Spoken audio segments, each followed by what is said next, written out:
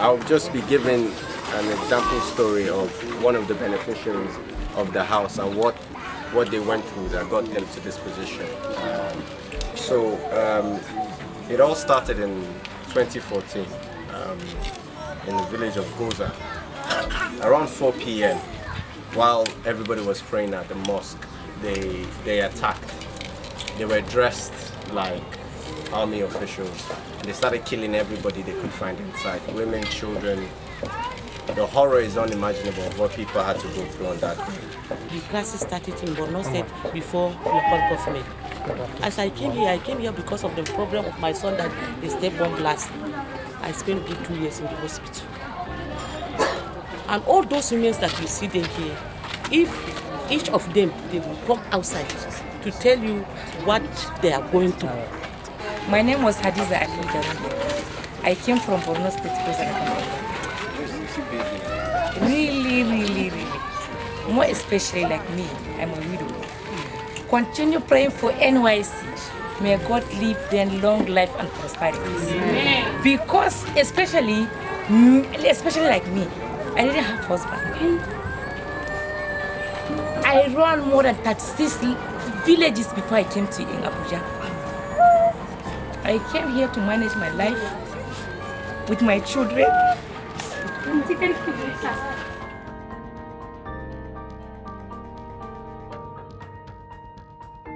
Entire displaced persons resident in Durumi.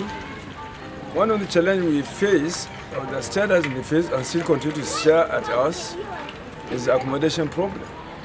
When you are coming in, we have these used plastics, we have used woods, used nails, or we put it together. But when the NYSC CDS group came visiting, they took interest in and they started to highlight our plight to the society, to the extent that they were able to get partners and collaborators. We want to remind you that we have no ambassador as big as NYSC as of today in Nigeria. I want to assure you that we still count on the NYSC directory and its members. Even those who had come and gone, they still continue to be part of us. They visit us, they advocate for us, they appeal to people, even and some that have spare time, they even come out to teach one skills acquisition or the other. The whole idea was very simple. It's the same principle that drives the NYSC as a whole. It is the idea that we as the youth of tomorrow should always contribute, should help in nation building. And that's why we put together the team. And it was none of this would have been possible if I didn't meet the right people. And with that team, we were able to do some really, really amazing things.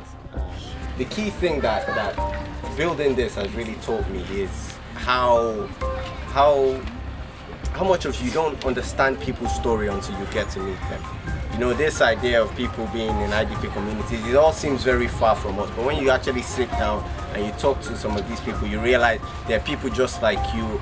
And if not because of fate or luck, the roles could have been reversed. You could have been the one receiving help just as well as you are the one giving help.